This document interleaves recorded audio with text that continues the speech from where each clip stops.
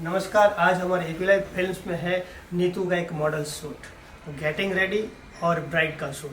हमारे सीनियर और जूनियर दोनों स्टूडेंट यहाँ पर ये शूटिंग करेंगे। आज हमारे साथ है नीतू गोस्वामी मॉडल।